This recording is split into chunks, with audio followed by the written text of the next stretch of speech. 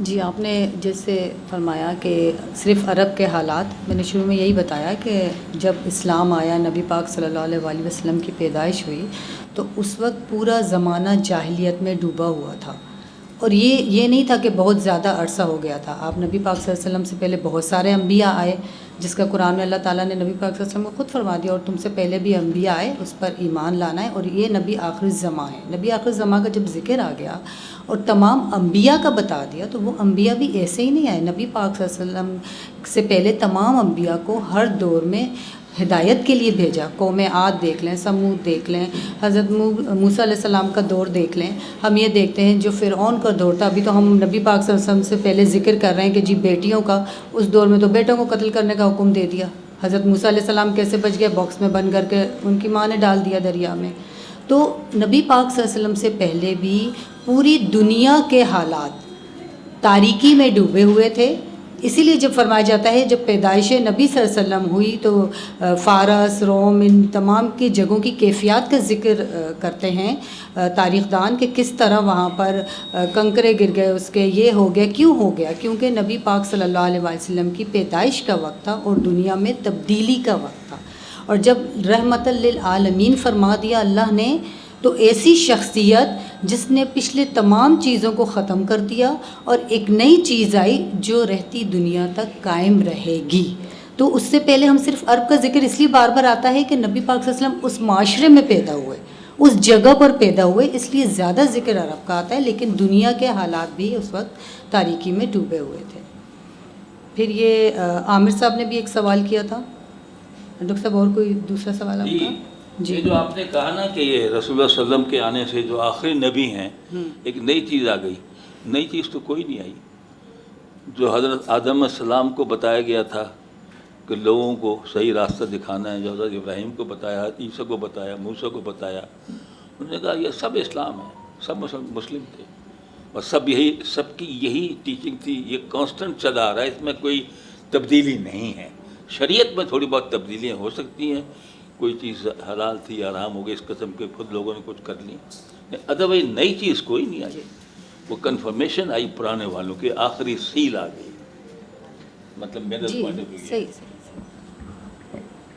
یعنی میری مراد نئے سے مراد یہ نہیں تھی جو ڈاکٹر صاحب نے فرمایا، بات یہی ہے کہ انبیاء علیہ السلام ہدایت کے لیے آئے، اور یہ آخری نبی ان ہدایات کو فالو کرتے ہوئے ہمیں ہدایت دینے کے لیے آئے۔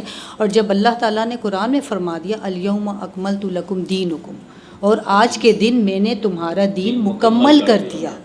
مکمل کر دیا سے مراد یہ ہے کہ ایک نظام حیات دے دیا، تمام انبیاء کی خصوصیات ہدایات میں آ گئی۔ یہ نہیں ہوا کہ جی الگ سے کوئی چیز آپ نے لا کے پیش کر دی، لوگ پریشان ہو گئے۔ پریشان کیسے ہو سکتے ہیں؟ وہاں پر تو ہر کوئی چاہ رہا تھا کہ ہمارے قبیلے سے کوئی نبی آئے گا۔ نبی پاک صلی اللہ علیہ وسلم جب نبوت نہیں ملی تھی، ہر کسی کی یہ چاہتی کہ ہمارے قبیلے سے آئے گا۔ ہم دیکھتے ہیں ملک شام اب جاتے ہیں جب تجارت کے لیے، تو وہاں پر آپ کو واپس بھیج دیا جاتا ہے کہ اس پر نبوت کی مہر ہے، یہ اس کو واپس لے جاؤ ورنہ اس کو مار دیا جائے گا۔ کیونکہ ہر مذہب جو پچھلے مذاہب تھے وہ یہ چاہتے تھے کہ آخری نبی ہماری قوم سے آئے، لیکن ہم دیکھتے ہیں کہ اس قوم سے آئے اور ایک یتیم بچہ آیا، اور اللہ تعالیٰ نے فرما دیا کہ میں نے کوئی خاص مخصوص چیزیں نہیں کی ہیں، میں نے ایسے شخص کو بھیجا ہے جو تم میں سے ہی ہے۔ تم میں سے کہ جب ورڈ آ گیا تو وہ کوئی نئی چیز نہیں، وہ وہی چیز، وہی ہدایت، ہمیں سیدھا رستہ کہ آخر وقت تک، قیامت تک اس راستے پر چلنا ہے۔ جی جی ضرور۔ قرآن پاک ہمارے پاس ہے، جی ہاں، تو نبی بھی سامنے ہے، لیکن ہم دیکھتے ہیں کہ ہم مسلمانوں کے بے شک مختلف مکاتب فکر ہیں، جی ہاں، لیکن قرآن کے کسی ایک ترجمے پر یا رسول پاک کی سیرت پر ہم متفق نہیں ہیں۔ ہر چیز کا ایک علیحدہ مطلب اپنی اپنی مرضی سے ہم کرتے ہیں۔ آپ ماشاءاللہ اسکالر ہیں اور یونیورسٹی میں آپ ہیں، آپ بھی کوئی اپنے نقطہ نظر سے پڑھاتی ہیں یا کوئی مشترکہ چیز ایسی ہم پیش کر سکے ہیں؟ مثلا آپ کا بھی تو کوئی ایک نقطہ نظر، ایک مکتبہ فکر ہوگا نا؟ دیکھیں آپ کے اوپر ریسرچ کے بعد اس میں کیا فرق آیا کہ آپ نے کہا کہ جس پہ میں عمل پیرا تھی اس سے میں نے کوئی نئی چیز اخذ کی ہے، اب یہ میں پیش کروں؟ کہ جو ہمارا نیریٹو ہے، ایک نیریٹو ہمارا وہ ہوتا ہے کہ جس وقت ہم जर्नल आपस में बैठ के बात कर रहे होते हैं, जी फोरम पे हम उस नैरेटिव को सपोर्ट करने की जरूरत नहीं करते। ये हमारी शख्सियात में बहुत बड़ा तजाद है। अभी आपने जो कुरान की आयत पढ़ी है दीन मुकम्मल होने की, इसके ऊपर बहुत सी हदीस की जो है वो किताबों में बहुत कुछ चीज़ें हैं कि क्या हुआ था तो फिर ये आयत आई।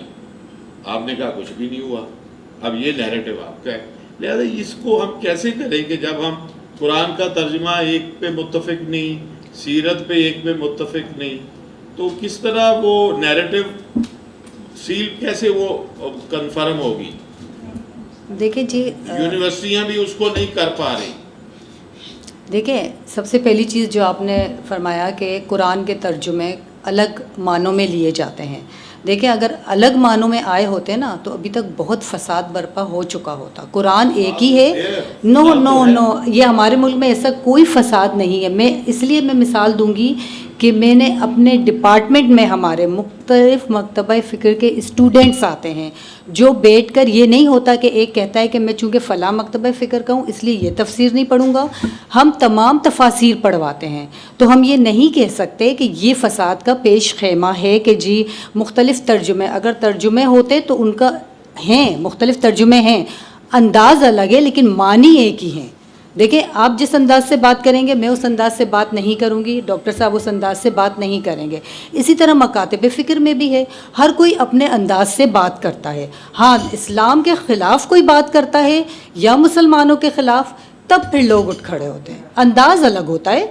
बयान करने का मकसद यही होता है कि हमारा मज़हब इस्लाम है और हम मुसलमान हैं, हम अलग नहीं हैं। सिर्फ़ और सिर्फ जो फ़र्क डिफरेंस है ये तो आ गया है हदीसों में भी कि बहुत सारे, ये तो बहुत कम है, क़यामत तक तो बहुत सारे मकतबा फ़िक्र फ़िरके बन जाएंगे, तब हम क्या करेंगे जी? तो फिर उस वक्त तक यानी अभी तो बहुत कम कैफियत है और हम अभी से इतना डर गए हैं कि जी अब क्या होगा। हिम्मत पकड़े साहब, हिम्मत करनी है। नहीं नहीं नहीं, मैंने आपको यही बताया ना, हमारे डिपार्टमेंट में हम सब मुश्तरका बैठ कर पढ़ते हैं। देखिए ये जो आपने कहा स्टेटमेंट, कुरान के ऊपर मुस्लिम उम्मत का इत्तेफाक है और उसके तर्जुमे पर भी बाय एंड लार्ज कोई इख्तलाफ नहीं है। हाँ, तफसीर में है, क्योंकि तफसीर जो है जो भी लिखते हैं वो अपने अहादीस को देखकर, बाकी चीज़ों को देखकर अपना नुक्ता नज़र बयान करते हैं। लोगों के सामने कबूल करें ना करें, मानी तो वही हैं। बाकी ये तो आपको पता है कि इस्लाम में भी जो 4 स्कूल ऑफ जूरिस्प्रूडेंस हैं, हनफी है, शाफी है, मालिकी है, हम्बली है, उन सब की तफसीरों में थोड़ा थोड़ा फ़र्क है। कितने हाथ काटे जाएं, क्या हो, ये छोटी, ये तफासील हैं। बेसिक चीज़ जो है मेन, उस पर सब एग्री हैं। उस पर बाकी चीज़ों पर भी और भी बहुत सी चीज़ें हैं। हाँ, अंदाज अलग है, कुछ छोटे बहुत उसमें फ़र्क हैं। फंडामेंटल एक है, तफसील में छोटा मोटा है। जी आपको सवाल पूछ रही थी जी, प्लीज़ पहले आप, फिर उसके बाद आप क्या महसूस करती हैं, बल्कि आपके पास क्या सलूशन है कि क्या तरीक़ाकार अपनाया जाए इस मुआशरे को सुधारने के लिए कि जहाँ औरतों और बच्चों को वही इज़्ज़त और तकरीम मिले जो 1500 साल पहले हुजूर पाक ने बताई थी। तो उनका जो हक़ तलफ़ी होती है या उनके जो हकूक़ सल्ब कर लिए जाते हैं, उसके लिए आप, क्योंकि मेरे जहन में एक चीज़ आती है लेकिन मैं उस पर सोचती हूँ कि शायद उसका इम्प्लीमेंटेशन इतना आसान ना होगा कि मैं ये सोचती हूँ कि औरतों को तालीम दी जाए, ठीक है ना, और स्कूलों में कुछ ऐसे असातिज़ा हों। फिर लेकिन मैं ये सोचती हूँ कि वो असातिज़ा का भी अब हर एक का अपना नज़रिया, हाँ, तो उस पर एक चीज़ जो मेरे जहन में आती है, तो वो क्या एक ऐसा नहीं हो जैसे AI जनरेटेड होते हैं, जैसे रोबोट्स हैं, तो वो एक ही उनकी वो सोच होती है और वो एक ही चीज़ को मुंतकिल करते हैं और उसमें आप उसमें तफरीक़ नहीं कर सकते, उसमें कुछ जमा नहीं कर सकते। तो क्या ये मुमकिन है? बिल्कुल मुमकिन है। आप ये देखें ना, नबी पाक सल्लल्लाहु अलैहि वसल्लम के दौर में क्या जगह थी? एक मस्जिद नबवी थी ना, वही हॉस्टल है, वही यूनिवर्सिटी है, वही मस्जिद है, वही गज़वा की जगह है, वही जगह है। उन्होंने एक जगह से मिसाल दी ना कि देखो मैं एक जगह पर सारे काम कर रहा हूँ और करवा रहा हूँ। پہلے تو مساجد میں معاشرتی مسائل بھی حل ہوتے تھے. ہمیں وہی لیکن بتا اب رہے آپ ہیں. جی دیکھیں کہ نماز کے بعد تالا لگا دیا جاتا ہے. پہلے تو وہاں پر مسافر بھی آ کے رک جایا کرتے تھے, کیونکہ وہ جو باہر سے دوسرے علاقے سے آتے تھے ان کے لیے تو سب سے بہترین شیلٹر تھا. اس لیے کہ یہ معاشی, دیکھیں یہ معاشی جنرل صاحب نے کہا کہ وہ خطبہ جو جمعے کا ہوتا تھا, اب جمعے کا خطبہ نہیں ہوتا ہے. جنگ کے زمانے میں ہم لوگ تو کیا اجتماعی دعا مانگی جاتی ہے کہ اللہ تعالیٰ امریکہ کو تباہ و برباد کر دے اور اسرائیل کو نیست و نابود کر دے.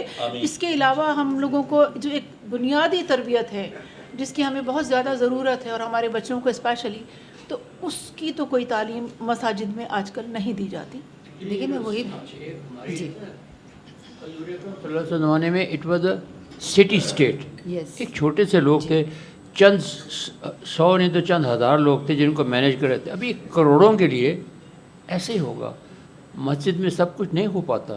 You have to have court area ہوگا, آپ کا سیوک سینٹر بنے گا, ڈرائیونگ ٹیسٹ بنیں گے, ٹیسٹ, یہ سب کچھ پھیلتا جائے گا. اب کروڑوں کی آبادی ہو گئی ہے, اب سیوک ایک سٹی اسٹیٹ نہیں رہی. ٹھیک ہے, آپ یہ دیکھیں نا, جواب دینے آپ یہ دیکھیں نا, نبی پاک صلی اللہ علیہ وآلہ وسلم کو فالو کرتے ہوئے تو حضرت عمر نے اپنے دور میں مختلف قسم کے محکمے بنائے. پولیس کا, قاضی کا, انصاف کا, تمام محکمے ان کے اس میں ہم دیکھتے ہیں کہ ترتیب ہوئے. تو وہ کیسے ہوئے؟ اسی ایک جگہ کی باتیں فالو کرتے ہوئے ہوئی. اب آپ جو سولوشن کہہ رہی ہیں وہ تو مساجد سے ہی بات نکلتی ہے کہ جو مساجد میں پہلے یہ ہوتا تھا کہ نارمل بھی اگر نماز پڑھی جاتی تھی نا تو محلے کے 10 لوگ وہاں بیٹھ جاتے تھے, امام صاحب کوئی نہ کوئی نئی اچھی بات بتا رہے ہیں. میں سمجھتی ہوں ان چیزوں کو تھوڑا سا امپلیمنٹ ہونا چاہیے کہ مساجد میں اگر امام موجود ہے تو یہ نہیں ہے کہ جی اذان ہوئی, نماز پڑھائی اور چلے گئے. جس طرح پہلے ہوتا تھا کہ جی محلے کے لوگ بیٹھے ہوئے ہیں اور ڈسکشن کر رہے ہیں, اس سے ہی محلے کے افراد کا حالات پتہ چلتے تھے. اس سے ہی اگر کوئی مرد اپنے گھر میں بالفرض غلط رویہ اختیار کر رہا ہے ماں بہن بیٹی سے, تو وہاں پہ اس کو امام سے درس مل جاتا تھا, اور وہی مرد وہاں سے خواتین کے حوالے سے سن کر جا کے اپنے گھر میں خاتون کو, ماں کو, بہن کو, بیٹی کو سکھاتا تھا.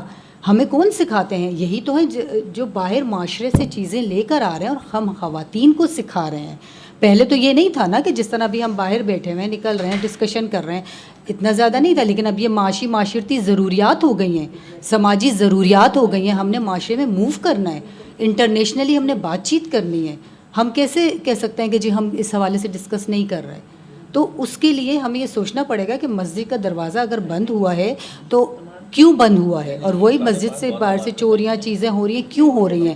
یہ ہماری تربیت کا نتیجہ ہے. ہم اگر بچہ اسکول میں اس سے لڑکے بھی آ رہے ہیں نا, ہم جا کے کھڑے ہو جاتے ہیں, فلاں کے باپ نے کیا تھا نا, ہم بلاؤ اس کو. یہ تربیت ہم نے بچوں کی کرنی ہے کہ ہم بچے کو بولیں تم نے غلط کیا ہے. اور میں آپ نے جیسے مجھے کہا, میں یہی کرتی ہوں. میرے بچوں کے اسکول تھے, میں جاتی تھی, میں پرنسپل سے پاس پوچھتی تھی میری بیٹی نے کیا غلطی کی, لیکن بیٹی کو یہ کہتی تھی تم نے غلط کیا ہے. اس کو پتہ ہی نہیں چلتا تھا کہ میں جا کے پرنسپل سے مل کر آئی ہوں, اور نیکسٹ ڈے وہ آتی تھی کہتی تھی ماما یہ ہوا ہے, یہ اچھی بات ہے. یعنی بچوں کی تربیت ہم ان کو ڈانٹ کے, ان کو مار کے ضروری نہیں ہے کی جائے, ان کو اسکول کے تھرو ہی کی جائے, لیکن بیک پہ رہتے ہوئے. زور تو نہیں ہے میں ماں بن کے سامنے آ کے بولوں کہ تم نے کیوں کیا, جوتی اٹھا لوں یا ویسے مار دوں. یہ نہیں, یہی تو ہم نے سکھانا ہے اپنے معاشرے کو.